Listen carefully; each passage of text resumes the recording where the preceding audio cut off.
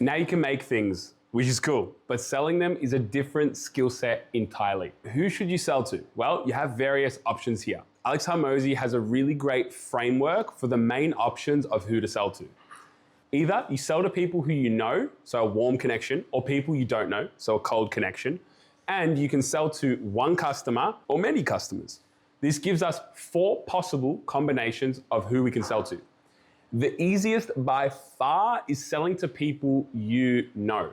So that is warm leads and directly to an individual. The shorthand is selling warm to one.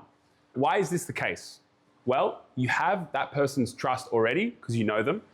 It doesn't cost you much to have a conversation with them.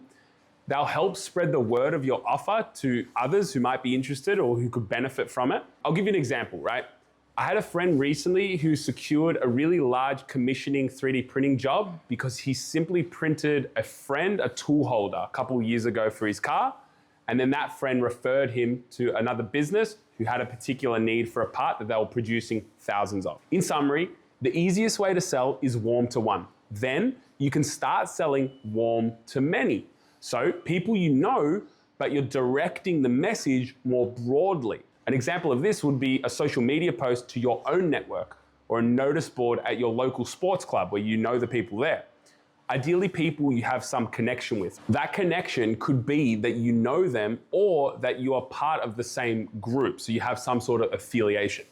For instance, we have clients that are part of certain car groups and they use 3D printing to help solve people's problems in that group. So someone will post about what their issue is, and then they'll go in and say, hey, have you thought about using 3D printing? I can help you solve that. Next, the challenge is to go and sell to strangers, so cold selling. Of course, cold selling to strangers is much harder. Why is that? Well, you have to try and win their trust, and it's also hard to get their attention.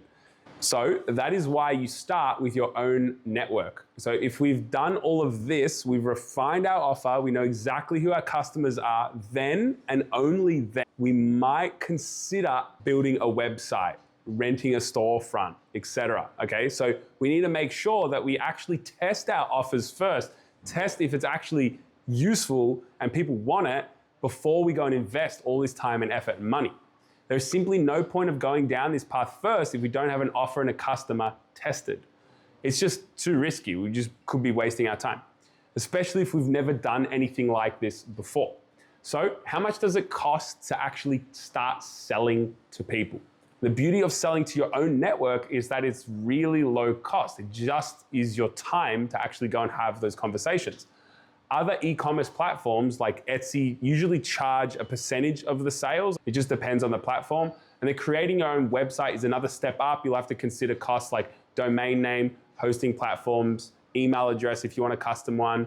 So there's a big time investment as well in like setting up the website.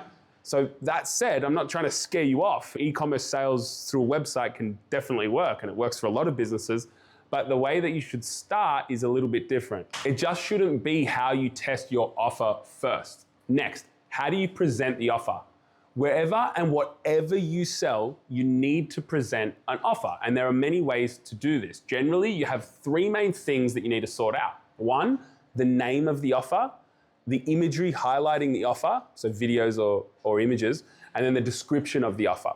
So the main goal is to gain trust of the customers that are looking at it or are listening to your offer, and to show what the product is and who it is for. If we do that, we can show the value of actually buying the product. We do this because the only reason someone buys your stuff is if they trust you'll solve their problem and get the value quickly.